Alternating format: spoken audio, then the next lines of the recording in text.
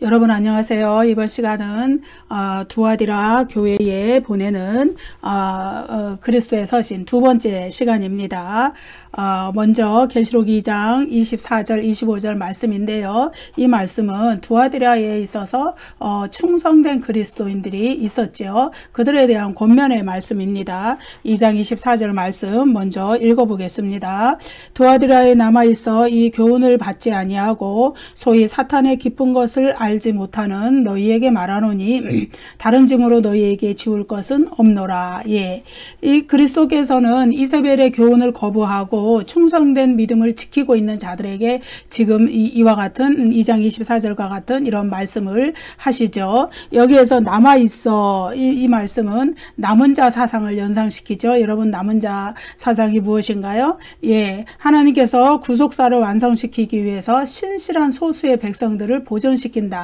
이 사상이죠. 구약에서부터 있어온 사상입니다. 이스라엘에 많은 하나님의 백성들이 있었지만은 그들이 모두 다 하나님의 백성이 아니요. 하나님을 거역하고 배반하고 그렇게 거절하고 하나님을 멀리하고 우상을 숭배하던 그 수많은 범죄를 저지르는 가운데도 신실하게 하나님을 믿는 자들, 그들이 남은 자라고 그러는데요. 그들을 하나님께서 구속사의 그런 어떤 흐름 속에서 그들을 보존하신다. 그런 말씀이죠. 그래서 로마서 9장 27절에 보면은 이사야가 이스라엘에 관하여 외치되 이스라엘 자손들의 수가 비록 바다의 모래 같을지라도 남은 자만 구원을 얻으리니, 이렇게 말씀을 하시죠. 예, 이러한 남은 자들, 두아디라 교회에 많은 교인들이 있었지만은 그들 중에서 이제 이세벨의 교훈을 거부하고 하나님에 대한 순수한 믿음, 순결한 신앙을 지키는 자들, 그들이 구원을 얻을 것이다. 이 말씀을 하고 있는 것이죠.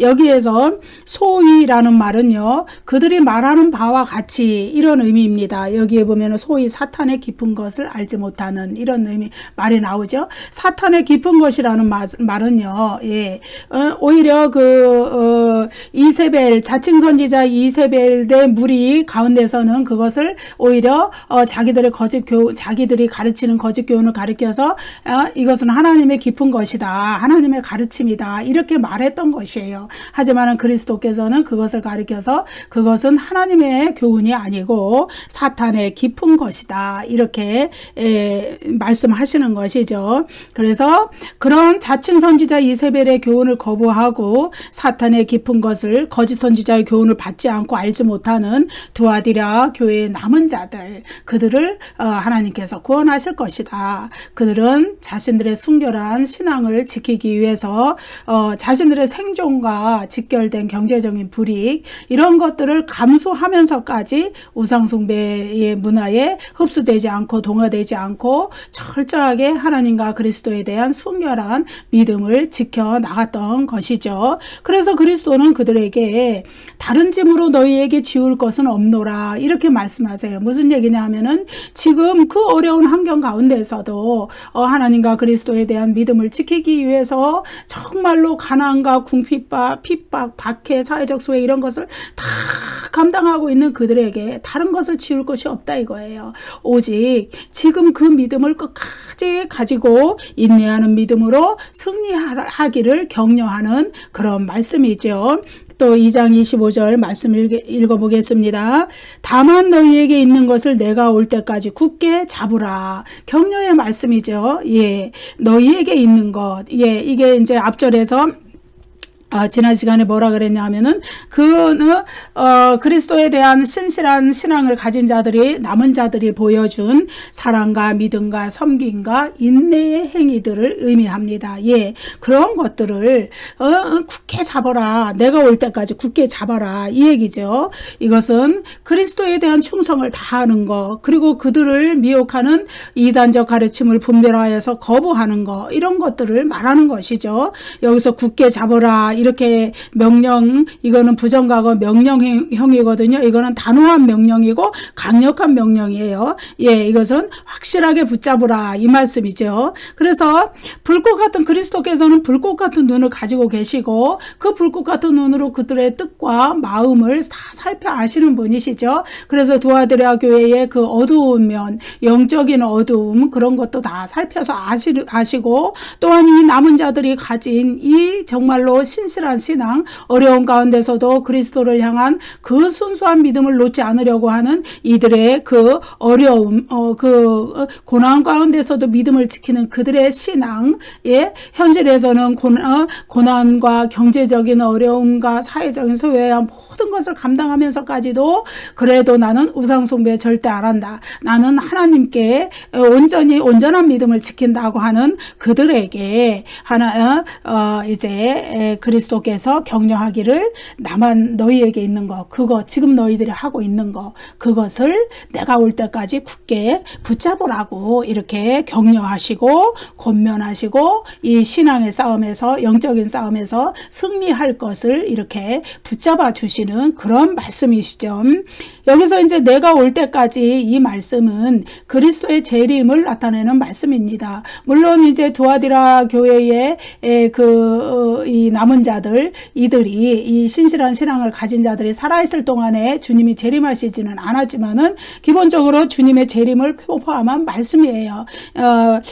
요한계시록에서는 그리스도의 오심에 대해서 현실적인 영적인 임재, 예, 그것을 나타내기도 하고 또 이제 종말, 역사적 종말에 있을 나타내기도 하지만 역사적 종말에 있을 그리스도의 재림을 다 가지고 그런 현실적인 영적인 임재를 나타내는 구절에도 그런 그리스도의 역사적 종말에 있을 그리스도의 재림에 대한 기본적인 의미를 다 같이 가지고 있어요. 함축하고 있어요. 예. 그래서 여기에서 내가 올 때까지 굳게 잡으라. 그리스도께서 재림하실 때까지, 너희의 목숨이 다할 때까지, 너희 영혼이 천국에 올라갈 때까지, 그때까지 그 믿음을 변하지 말고 굳게 붙잡고 있으라는 말씀이에요. 그래서 여기에는 이제 요한계시록에서 그리스도의 재림에 대해서는 보통 이제 에르코마이라는 헬라어 동사, 내가 오다 이런 의미를 가지고, 내가 오다 내가 가다 이런 의미인데, 그리스도의 오심을 나타낼 때 에르코마이라는 헬라어 동사를 썼는데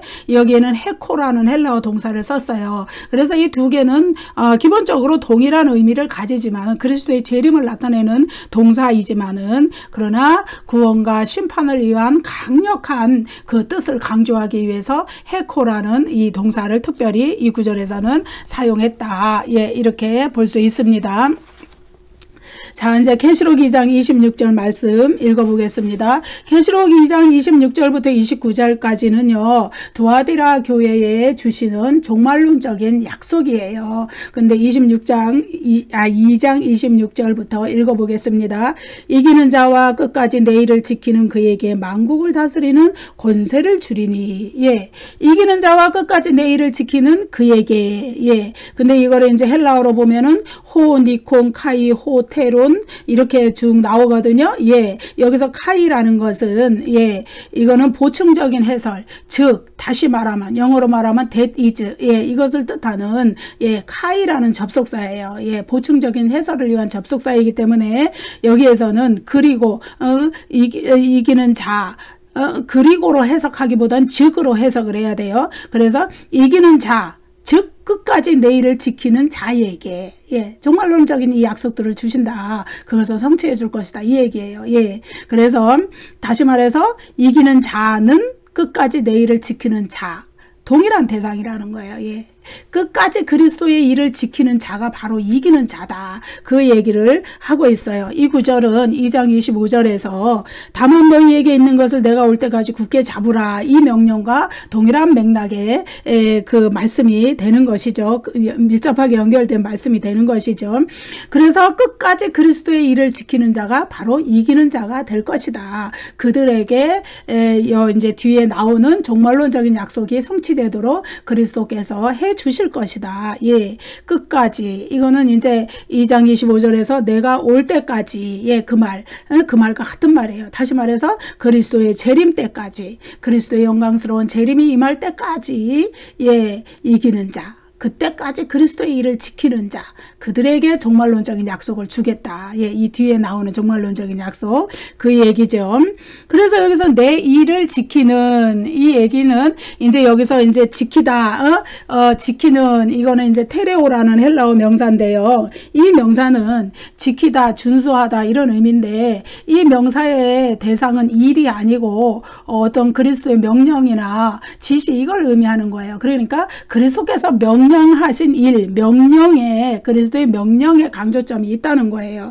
그리스도께서 명령하신 일을 끝까지 지키는 이에게 이 종말론적인 약속이 성취되도록 할 것이다. 예. 그래서 여기에서 이제 그 내 일, 예, 내 일이라는 거는 그리스도의 일을 얘기하거든요. 그리스도의 일인데 이 일은 여기서 이제 긍정적인 면과 부정적인 면 두 가지로 나타나죠. 하나는 사랑과 믿음과 섬김과 인내하는 행위로 그리스도의 믿음을 끝까지 지켜나가고 그리스도의 교훈을 실천해 나가는 것을 의미하고, 또 부정적인 면에서 보면은 그들을 미혹하는 거짓 가르침, 자칭 이세벨이라고 하는 그 거짓 교사들의 그들의 무리의 거짓 교훈, 거기에 넘어가지 않고 그들을 분별해서 그들을 배척하고 거부하고 이런 것을 의미하는 거죠. 이 두 가지가 이제 그리스도의 일을 끝까지 그리스도께서 재림하실 때까지 우리의 그 육적인 생명이 다 할 때까지 지켜나가야 된다는 것이죠. 사랑과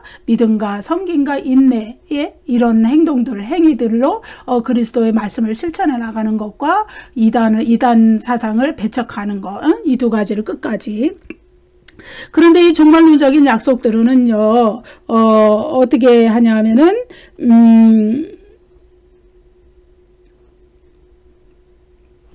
이 약속은 이제 단순히 그 두아디라 교회의 남은 자들에게만 주어진 것이 아니라 그 두아디라 교회의 남은 자들과 또 동일하게 또 역사 속에서 존재하는 모든 교회들에게, 보편적인 교회들에게 주어진 약속이다. 그리스도께서 재림하실 때까지 그리스도의 일을 사랑과 믿음과 섬김과 인내로서 이루어가는 것과 이단 사상을 배척하고 순결한 믿음을 지켜가는 것은 그리스도의 재림 때까지 모든 교회가 지켜가야 될 사항이다. 이 교회들에게, 이것이 모든 보편적인 교회들에게 적용된다는 것은 이제 이 뒤에 나오는 2장 29절 말씀에 나오죠. 예. 자, 여기 이제 두 가지 종말론적인 약속을 주셨습니다. 그 첫 번째 약속은 2장 26절에 나오죠. 만국을 다스리는 권세를 주리니. 예. 이것은 만국을 다스리는 권세라는 거는요, 본래는 그리스도께서 하나님으로부터 만국에 대한, 우주 만물에 대한 통치권을 위임받은 것을 의미합니다. 그런데 그리스도께서는 자신이 하나님 아버지로부터 위임받은 그 통치권, 그것을 승리한, 종말론적인 전투에서, 영적인 전쟁에서 승리하고 끝까지 순결한 믿음을 지키고 그리스도의 일을 끝까지 지키고 이기고 승리한 믿음을 가진 자들에게, 그들에게도 주겠다는 거예요. 이것은 그리스도인들이 우주 만물의 통치권을 부여받은 그리스도의 통치에 함께 참여하는 영광을 받게 된다는 것을 말합니다. 시편 2편에서는요, 메시아의 나라에 대해서 이렇게 예언을 했는데, 그 메시아의 나라에서는 하나님의 아들이 우주 만물 열방을 다 상속하고 어떻게 되느냐, 철장으로 그릇을 깨트린 같이 그 적들의 나라를 다 물리치고 승리할 것을 예언해 주시죠. 그 시편 2편의 말씀이 여기에 이제 만국을 다스리는 권세에 이 말씀, 또 그 뒤에 이제 철장이라는 말씀에 또 인용이 되는데 다 인용이 돼서 들어오죠. 근데 여기에서는 이제 2장 18절에서 두아디라 교회에 그리스도께서 자신을 무엇이라고 소개했냐면은 하나님의 아들이라고 소개를 했거든요. 그래요. 그래서 시편 2편에서 하나님의 아들에게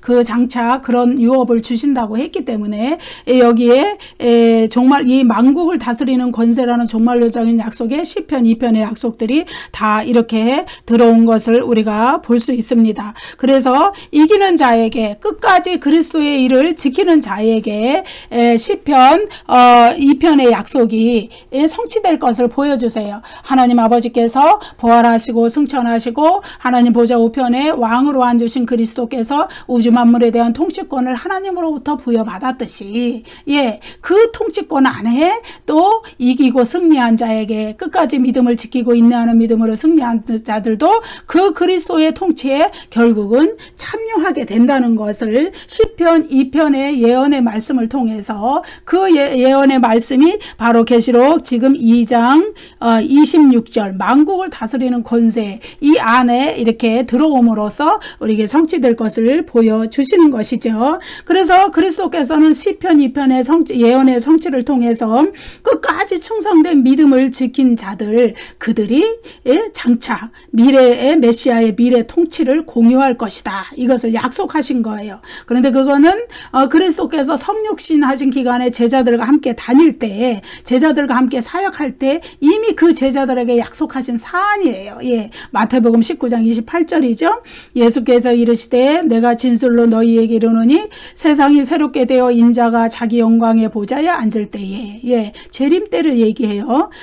나를 따르는 너희도 12보좌에 앉아 이스라엘 12보좌를 심판하리라.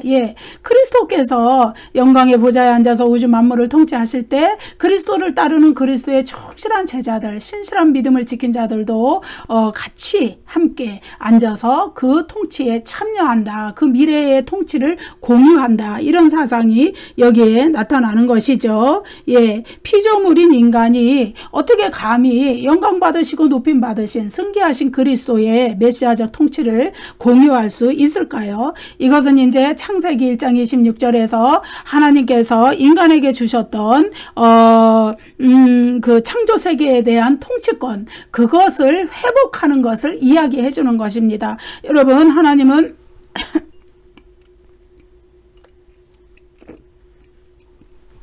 인간은 피조물이죠. 피조물에 불과해요. 인간이 아무리 잘나고 똑똑하고 정말로 자기가 하나님처럼 그런 높은 채 하는 그런 인간일지라도 하나님께 지음받은 피조물에 불과한 것이 바로 인간입니다. 그런데 하나님께서 그 인간을 높여주셔서 창조 질서를 통치하는 고귀한 신분을 부여해 주셨어요. 그것이 창세기 1장 26절인데 읽어볼게요. 하나님이 이르시되 우리의 형상을 따라 우리의 모양대로 우리가 사람을 만들고 그들로 바다의 물고기와 하늘의 새와 가축과 온 땅과 땅에 기는 모든 것을 다스리게 하시자. 다스리게 하자 하시고 창조 질서를 다스릴 수 있는 통치하는 고귀한 신분을 인간에게 아무것도 아닌 인간에게 주셨다는 거예요. 그런데 죄의 문제가 인간에게 들어옴으로 말미암아서 사탄의 미혹을 받아서 죄의 문제가 인간에게 들어옴으로 말미암아서 하나님이 인간에게 주셨던 이 고귀한 권한, 권리, 통치권 이거는 어떻게 됐어요? 이제 상황이 변해버리고 만 거예요. 그래서 오히려 인간이 지금 어떡합니까? 그 로마서 8장에 보면은 피조물도 하나님의 아들들이 하나님의 영광에 이르는 것을 탄식하며 고대하며 기다린다 그랬어요. 그 왜 그러냐면은 피조물도 본래는 인간에게 통치를 받아야 될 존재들인데도 불구하고 죄의 결과로 인간이 그 통치권을 잃어버리고 죄의 결과로 인간의 그 모든 것이 약화되고 말하자면 인간이 헤매는 존재가 돼버렸다는 얘기예요. 그 통치권 자연 우주 만물도 인간이 통치권을 그들에게 행사하지 못하고 자연 질서가 어그러지고 이런 현상이 인간이 오히려 자연 현상에 자연 재해의 지배를 받고 이런 현상들이 막 나타났단 말이에요. 그래서 그 피조물도 이제 인간이 본래 하나님께서 창세기에서 인간에게 주셨던 자연 만물에 대한 통치권을 회복하기를 하나님의 영광이 나타나게 영광 아들들이 하나님의 영광에 이르기를 기다린다는 것이 로마서 8장에 나오거든요. 그 창세기 1장에서 주셨던 이 창조 질서에 대한 인간의 통치권을 죄의 문제로 인하여서 인간이 상실해버린 상태였단 말이에요. 근데 이것을 이제 잘 표현한 말씀이 시편 8편 4절 6절에도 나오죠. 사람이 무엇이기에 주께서 그를 생각하시며 인자가 무엇이기에 주께서 그를 돌보시나이까. 그를 하나님보다 조금 못하게 하시고 영어와 존귀로 간을 씌우셨나이다. 주의 손으로 만든 것을 다스리게 하시고 만물을 그의 발 아래 두셨으니. 이렇게 인간을 높은 존재로, 존귀한 존재로, 만물을 다스리는 존재로 하나님께서 만들어 주셨다 이거예요. 영광과 존귀로 간을 씌우시는 그런 존재로 만들어 주셨는데도 불구하고 인간이 죄의 지배 아래 놓이면서 모든 상황이 변해버렸다. 응? 그런데 그것을 해결하시기 위해서 그리스도의 성육신이 필연적으로 요구될 수밖에 없었다는 거예요. 선지하신 그리스도께서 죄 있는 인간의 죄의 문제를 해결하기 위하여서 이 땅에 인간의 육신을 입고 오셨고, 그리하여서 십자가의 고난과 죽음으로써 인간의 죄를 대속하셨고, 그 죄의 문제를 해결하신 후에 그리스도 안에 있는 인간이 이런 통치권을 회복한다는 말씀을 하고 있는 거예요.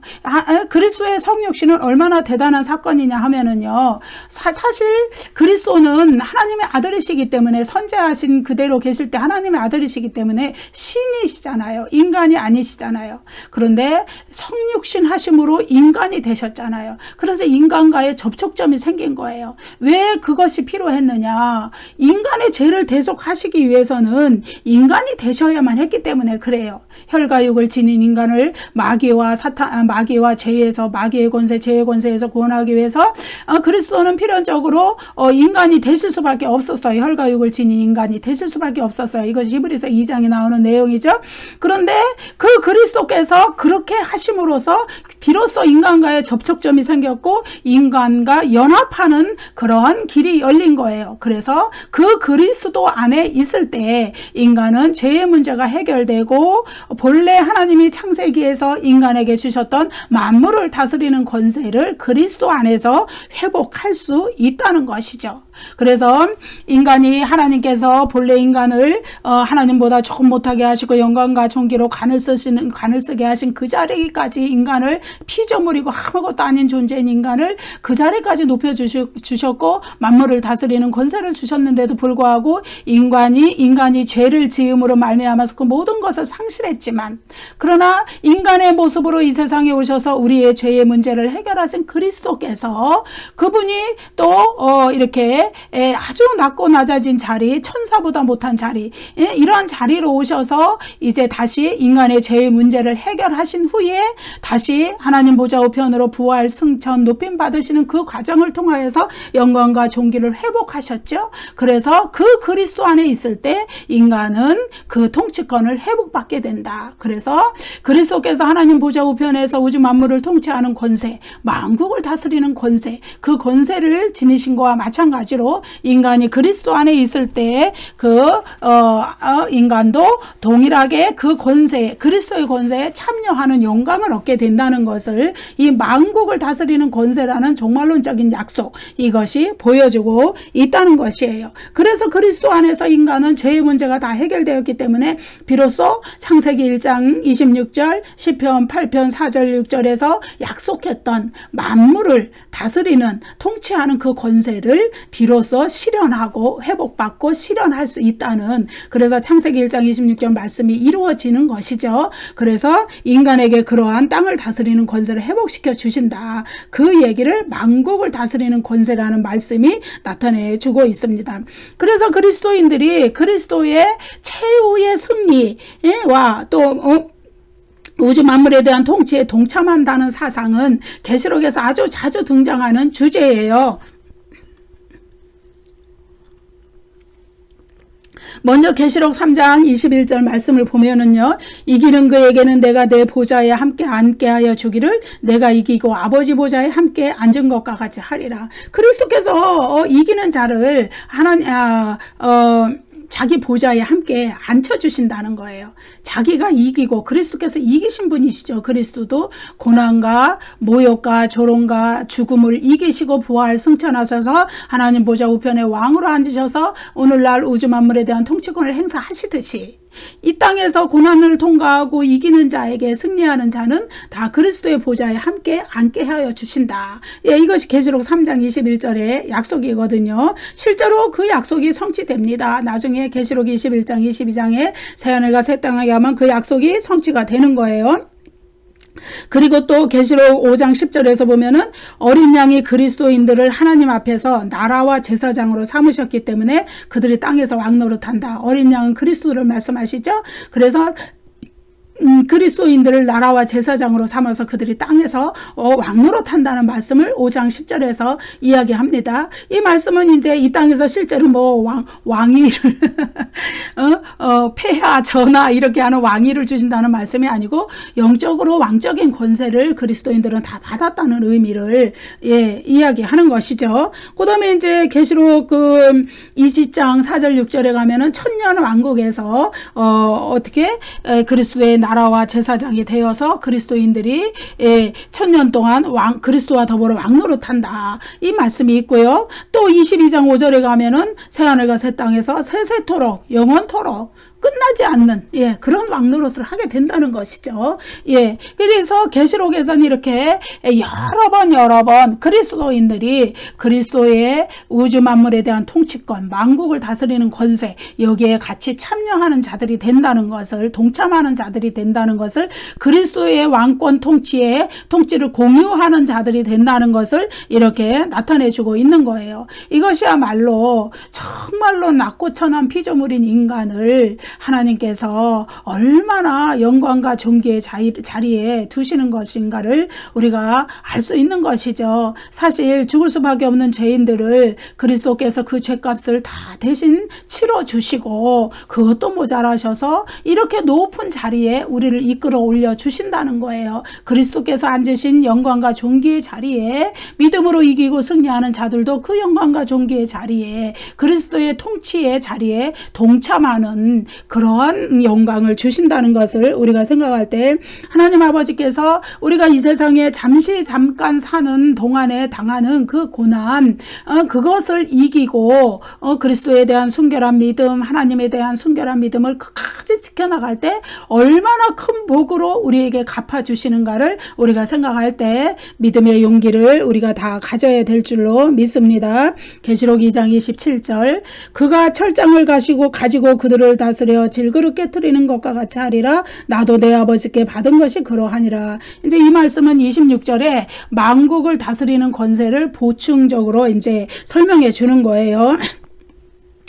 철장으로 만국을 다스리는 그러한 권세는 본래 만국에 대한 예수 그리스도의 강력한 통치를 표상하는 것이고 이것은 이제 하나님 아버지께서 그리스도께서 주신 것인데 그런데 그리스도께서는 이제 믿음으로 인내로 고난을 이기고 승리하고 이기는 자에게 승리한 교회에게 이러한 권세 자신이 받은 동일한 권세를 부여하시겠다 이렇게 말씀하시는 거예요. 승리한 그리스도인들이 그리스도와 함께 철장으로 만국을 다스리는 권세 이것을 가지는 것은 아까 말씀드렸듯이 천년 왕국에서도 가지게 되고 또 새 예루살렘의 영원한 천국 새하늘과 새 땅에서도 영원히 가지게 되는 완전히 성취가 되는 그러한 이제 약속들이 우리에게 주어져 있다는 것을 우리가 이제 생각해야 될 줄로 믿습니다. 여러분 우리가 이제 신앙생활 할 때 특별히 이제 한국 교회는 이제 외국 목사님이 그랬다 그래요. 인천 공항에 탁 내렸는데 비행기 타고 벌써 이렇게 이제 저도 외국에 갔다가 왔지만은 갔다 오다가 벌써 그 공항 막 이게 보이잖아요. 이게 비행기가 내려오다 보면은 막 보이잖아요. 그 건물들이라 그러나 뭐 이런 것들이 다 시가지들이 보인단 말이에요. 보면은 십자가가 얼마나 많은지 몰라요. 십자가가 정말로 그렇게 많이 있어요. 외국 목사님들도 그런다는 거예요. 외국 분들도 와서 보고 한국 교회 십자가를 보고 너무나 놀란다는 거예요. 교회가 이렇게 많구나. 한국은 정말 부흥했구나. 그런데 그분들이 덧붙이는 말씀이 있대요. 근데 한국 교회는 너무 그리스도의 십자가만 강조하고 다시 말해 그리스도의 고난만 강조한다는 것이죠. 그리고 하늘의 영광을 강조하지 않는다. 예, 우리는 그리스도의 고난과 그리스도의 십자가, 그리스도의 죽음, 이것이 우리를 구원한 정말로 중요한 가장 기본적인 우리의 신앙의 토대이지만은, 그러나 그 십자가의 그 고난을 통하여서 그리스도께서 다시 얻으신 그 영광도 바라볼 줄 알아야 돼요. 하늘에서 부활하시고 승천하셔서 하나님 보좌 우편에 앉으셔서 얻으신 그 영광, 그리고 그 동일한 우리는 또 그리스도의 제자라는 것을 잊어서는 안 돼요. 그리스도께서 걸어가신 길을 제자라 그러는 거는 스승의 길을 그대로 뒤따라가는 사람들이거든요. 그래서 히브리서에서는 그리스도를 우리의 믿음의 모범이고 모델이시고 우리의 선구자라고, 믿음의 선구자라 그래요. 그리스도께서 이미 우리가 걸어가야 될 믿음의 길을 다 보여주신 분이다, 이렇게 말씀해요. 그래서 그리스도께서 십자가의 고난과 아픔과 고통을 통하여서 인간을 구원하는 사역을 이루시고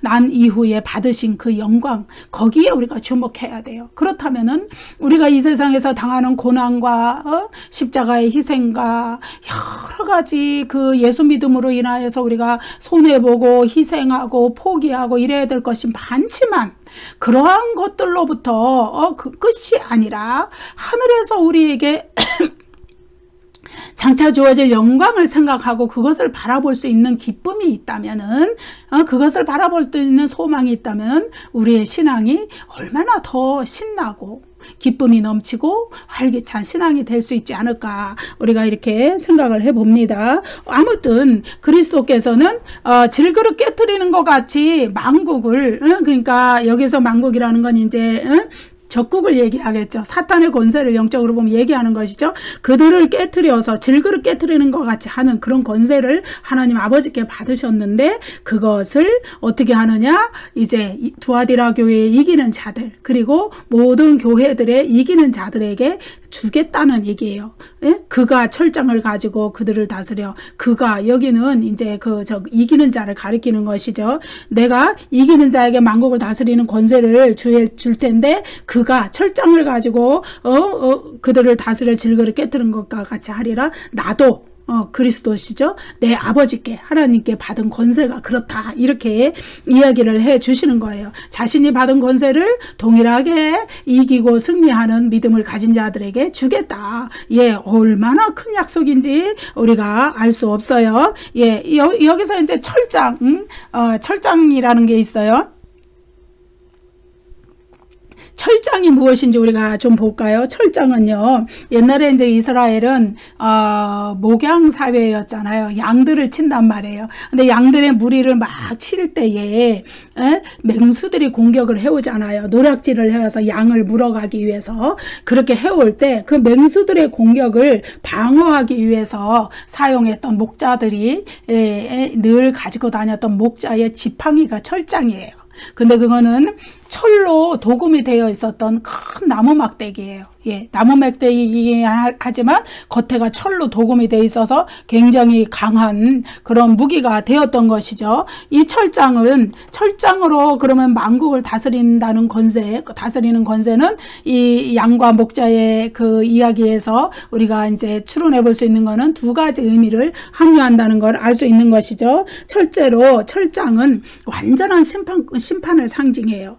예, 그리스도는 철장으로 만국을 다스리는 분이시고, 그런데 우리 그리스도인들이 그 철장 권세를, 그리스도께서 우리에게 철장 권세를 주신다는 의미는 뭐냐 하면은, 철장을 휘두르시고 지휘하시는 그 영적인 전쟁에서 승리하시는 분은 그리스도시지만은 우리는 거기에 같이 참여한다는 의미예요. 우리가 그리스도와 똑같이, 예를 들어서 우리가 수치로 쳐서 그리스도께서 100이라는 그 철장 권세를 가지셨는데 우리도 그만한 동일하게 100이라는 철장 권세를 가졌다, 그것이 아니고, 그리스도께서 철장 권세로 우주 만물을 통치하시고 적을 물리치시고 이러한 그 영적인 전쟁과 또 모든 이제 심판권을 행사하는 데 있어서 우리는 거기에 참여하는 자들이다, 동참하는 자들이다. 그래서 그리스도께서 철장으로 만국을 다스리실 때 우리는 거기에 그 그리스도께서 하시는 그 영적 전쟁에 우리는 참여하는 자들이다. 만국을 심판하기 위한 전쟁에 참여하는 자들이다. 예, 그러한 말씀이 나타나는 것이 요한계시록 17장 14절과 19장 14절인데 나중에 그 본문에 가서 다시 더 공부하겠습니다. 그래서 그리스도께의 반역을 일으킨 망국이라고 표현이 되지만은 여기 이제 영적인, 궁극적으로는 영적인 사탄의 권세를 의미해요. 그들은 이제 사탄의 권세를 받은 그 이제 조종을 받는 그 인간들도 포함이 되는 것이죠.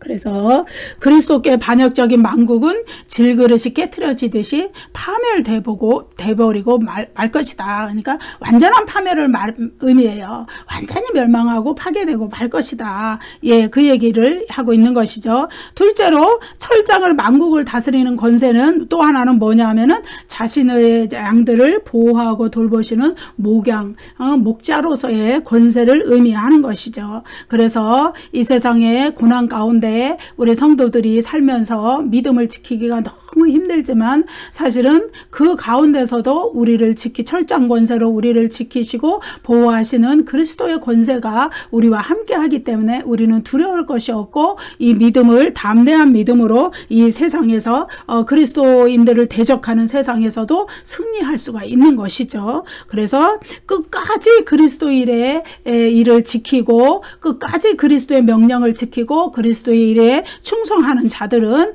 이제 장차올 새하늘과 새 땅 영원한 메시아의 나라에서 그리스도와 함께 그 통치권에 참여하는 자들, 세세토록 왕노릇하는 자들이 될 수 있다. 이것이 요한계시록의 약속입니다.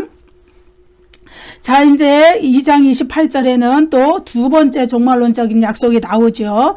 내가 또 그에게 새벽별을 주리라. 그렇게 말씀하십니다. 이 새벽별이라는 말씀은요, 새벽별은요, 문자적으로는 가장 칠흑 같은 어둠이 임했을 때, 새벽 2시경이라 그래요.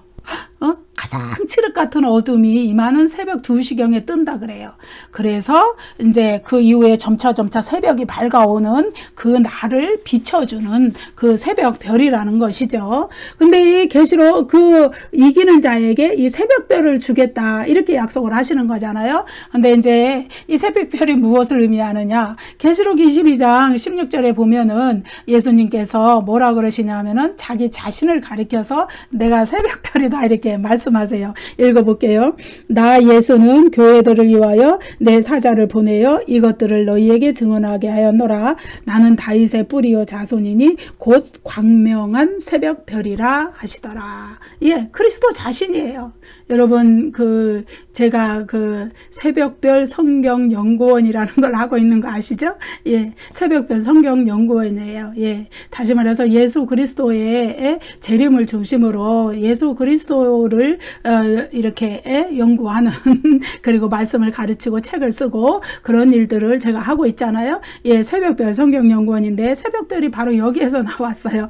예, 그래서 이기는 자에게 주시는 그 새벽별을 주시겠다는 그 약속, 그리스도 자신이에요. 예, 그래서 오직 그리스도만이 세상의 참된 통치자이고 세상의 주권자이시기 때문에 지금 두아디아라 교회의 그 남은 신실한 신앙을 가진 남은 자들, 그들을 보호하시고 그들을 돌보시는 주권자는, 통치자는 그리스도이기 때문에 무서워할 것이 없는 거예요. 비록 현실에서는 황제 숭배를 강요하고 이교도의 신에게 제사할 것을 강요하고 그것을 거부하니까 경제적인 어려움이 찾아오고 사회적인 소외가 찾아오고 세상의 핍박이 찾아오고 그랬을지라도 그러한 것들을 다 거부하고 순결한 신앙을 지켜갈 수 있는 그런 믿음의 근원, 그건 어디 있느냐? 그리스도 자신만이 이 세상의 참된 주권자이고 이 세상의 참된 통치자이기 때문에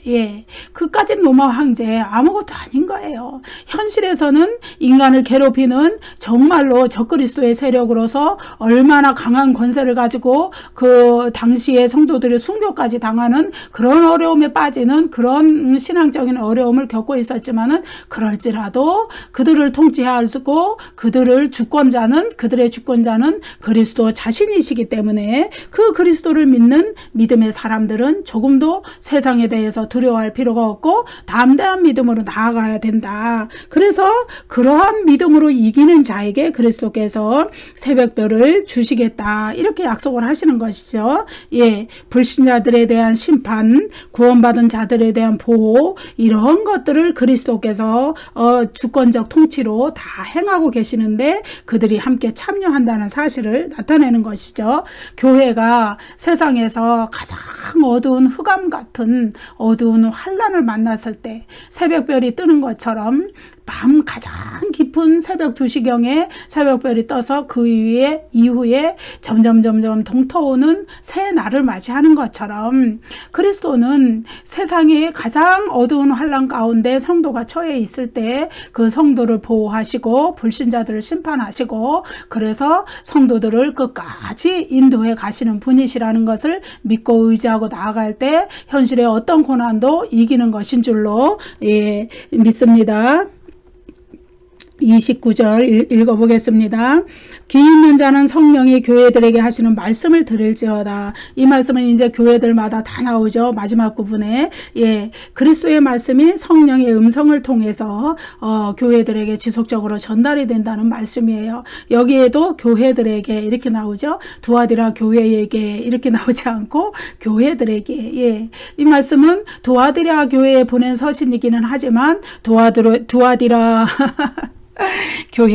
교회와 같은 문제에 봉착한 모든 보편적인 교회들, 역사 속에 존재했던 지금도 존재하는 그리스도의 재림 때까지 존재할 모든 교회들, 그 교회들에게 이 메시지를 주시는 거예요. 예, 아무리 우상 숭배가 횡행하고 황제 숭배가 있고 세상 절대 권력이 정말로 우리의 그 목숨을 위협하고 또 경제적 궁핍으로 정말로 우리를 어렵게 할지라도 그 가운데서도 신실한 믿음을 지키는 자들에게 그런 자들에게 이 메시지를 주는 거예요. 예, 귀가 있으면 들으라 이 얘기예요. 예, 그래서 이제 귀 있는 자는 들을지어다. 이 말씀은 그리스도께서 성령의 음성을 통해서 이러한 메시지를 주시지만은 그것을 들을 귀 있는 자가 있고 듣고선도 깨닫지 못하는 자가 있다는 것을 이야기하는 것이죠. 그래서 이제 들을지어다 라는 이거는 순종을 권고하는 것인데 여기에는 이제 두아디라 교회가 이제 내면적인 회개, 하나님 앞에 진심의 회개와 더불어서 또 외면적으로는 그들이 이제 동업조합 길드라는 그 우상숭배의 제사의식에 참여하고 황제숭배에 참여하고 이러한 모든 우상숭배 행위를 다 끊고 비록 현실의 삶이 어려워질지라도 그것을 다 끊고 그리스도에 대한 신앙, 하나님께 대한 신앙, 영적인 순결한 신앙 이것을 회복하라는 것을 촉구하는 메시지입니다. 여러분 이렇게 해서 두아디라 교회에 대한 말씀을 두 번에 나누어서 이렇게 해보았습니다. 감사합니다. 여러분 다음 시간에 또 뵙겠습니다. 구독과 좋아요를 많이 눌러주세요.